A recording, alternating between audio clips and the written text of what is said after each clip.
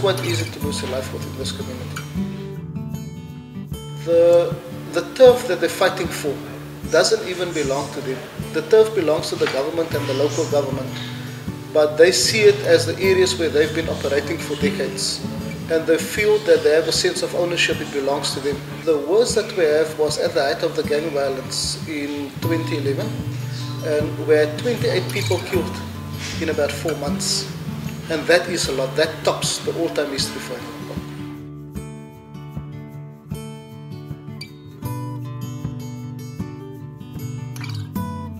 The sad part for me at the school or in the community is that my children are not even traumatized by an event where they see somebody being shot and they actually run towards the scene and they come and tell the teachers on Monday about that as news. Fighting on the streets is a norm. Fighting amongst gangsters is a norm. Shooting each other and even killing innocent bystanders happens very regularly.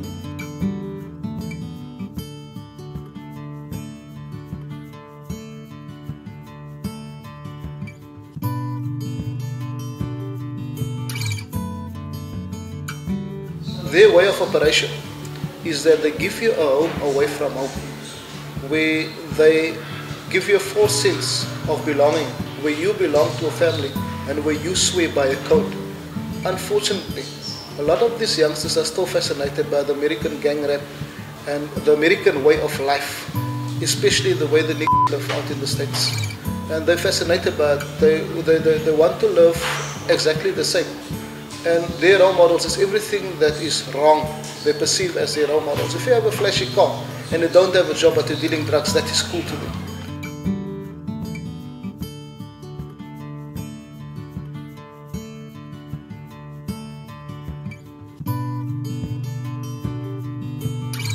So they will give them something like $5 to go and buy luxuries, and to them that is something great. Getting a $5 to be able to buy my own chips, because sometimes there's no food in the house. They are groomed in that manner and they see this gangster life as glamorous. Because the gangsters that they see, they are wearing the gold rings, the jewelry, they're driving nice cars, and everything just looks flashy. So for many of the children in the school, seeing this is to them the ideal, because they don't know any better.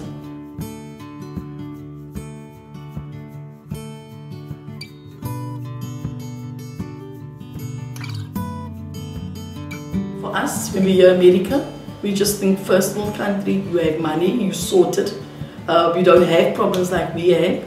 And yes, it definitely was surprising because we are so contained within our own world and our challenges that sometimes we don't think beyond that and realize that other people are experiencing the same problems, sometimes even worse.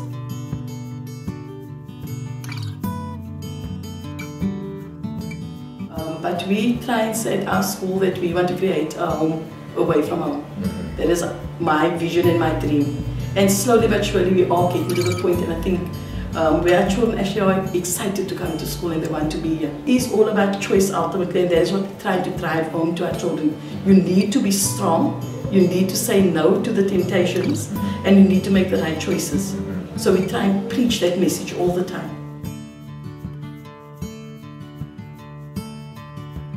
The way of operation is where the gangs come to us themselves and they ask that they want peace with another rival gang or whatever.